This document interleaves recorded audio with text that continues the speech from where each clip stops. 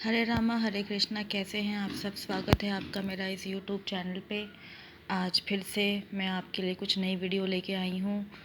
इस वीडियो को अंत तक ज़रूर देखिएगा। इसमें मैं बताऊँगी कि फेंगशुई से कैसे आप अपने बेडरूम में, चाहे आप नवविवाहित जोड़ा हैं, चाहे आप कुंवारे हैं अभी, कैसे कुछ सेटिंग्स करके, कुछ चीज़ें लगा के आप अपने जीवन में बहुत बड़ा बदलाव ला सकते हैं। अगर आप मेरे चैनल को पहले ही सब्सक्राइब कर चुके थे तो सब्सक्राइबर होने के नाते आपको पता होगा कि मैंने कुछ वीडियोस ऐसी भी छोड़ी हैं जो वास्तुशास्त्र से डील करती हैं।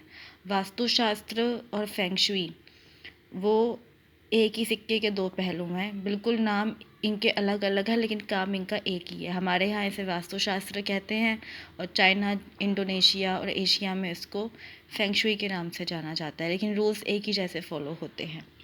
देखिए, फेंगशुई एक प्राचीन कला तो है ही साथ ये एक ऐसा विज्ञान भी है जो इमारतों और वस्तुओं को पृथ्वी की शक्तियों के संपर्क में रखने की सिफारिश करता है।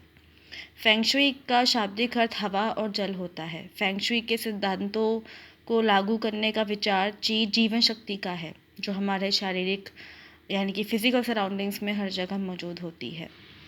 और जैसे रास्ते, इमारतें और वातावरण जो व्यक्ति की दिनचर्या और प्रकृति को प्रभावित कर सकते हैं, उनके प्रति सजग रहने की बात भी फेंगशुई में शामिल है।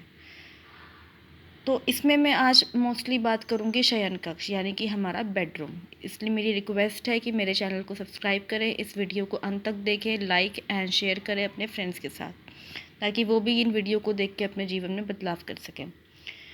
तो शयन कक्ष मात्र सोने का ही एक कमरा नहीं होता, बल्कि यह आपका व्यक्तिगत शरण स्थल होने के साथ साथ एक ऐसा स्थान भी होता है जहाँ गहरी नींद लेना तथा पुनः नई ताजगी का अनुभव करना होता है। वयस्क अपने जीवन काल का 1/3 समय जो है वो अपने शयन कक्ष में ही व्यतीत करता है।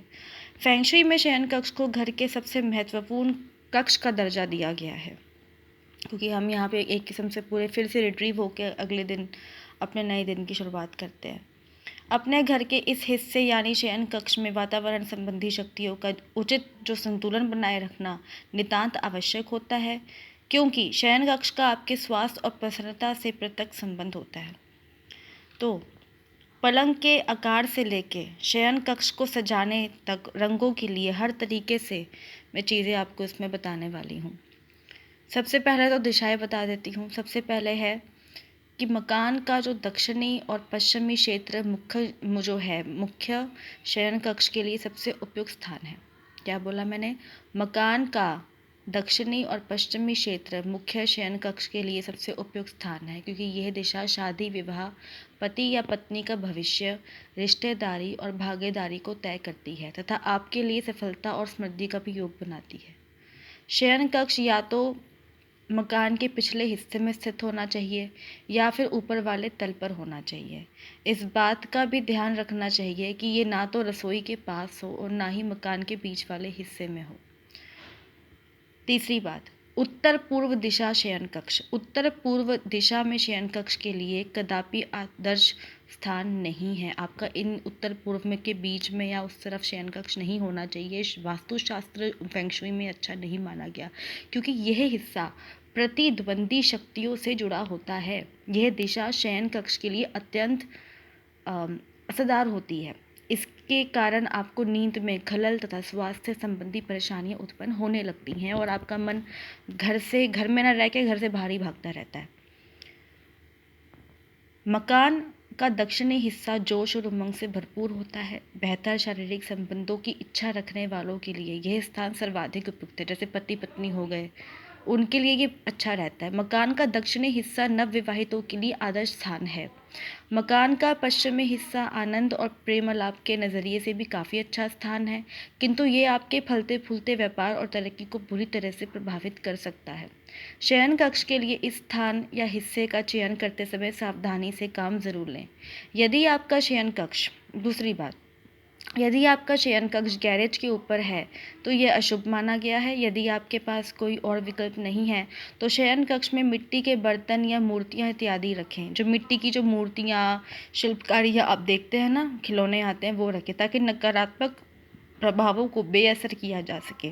क्योंकि जो मिट्टी होती है वो जैसे पानी सोख लेती है ना, ऐसे ही जब नेगेटिव एनर्जी होगी आपके अराउंड में, उस दोष को भी अपने अंदर समा लेती है और वापस धरती पे भेज देती है। रसोई घर के ऊपर से शयन कक्ष को अशुभ माना गया है, ठीक है।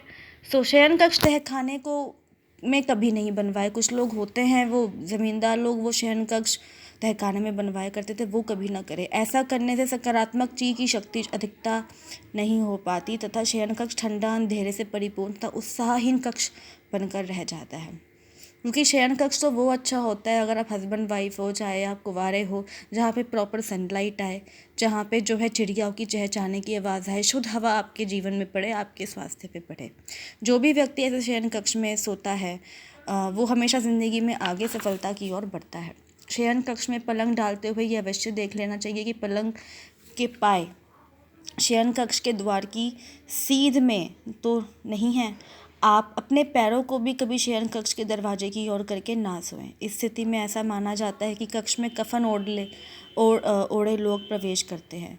चीन वासियों की जन्म पत्री के अनुसार पुराने समय में क्या होता था, चीनी लोग ना दफनाए जाते थे।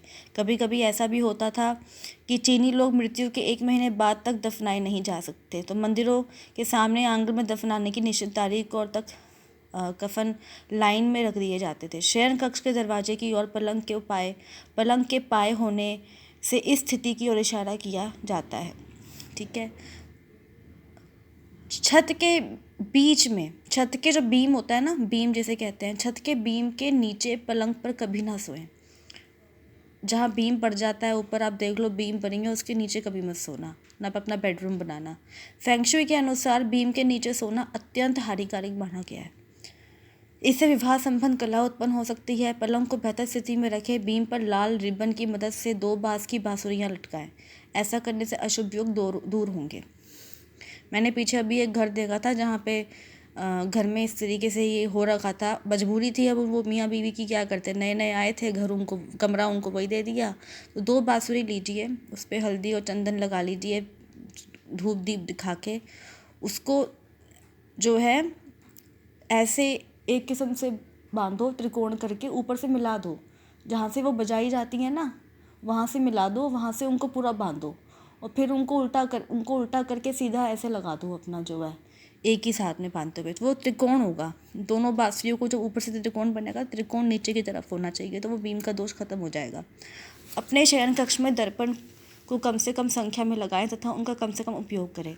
दर्पण कभी भी पलंग के सामने नहीं होना चाहिए। सोते समय जो चीज़ हम उत्पन्न करते हैं, दर्पण से टकरार वापस सोए हुए व्यक्ति से टकरानी नहीं चाहिए।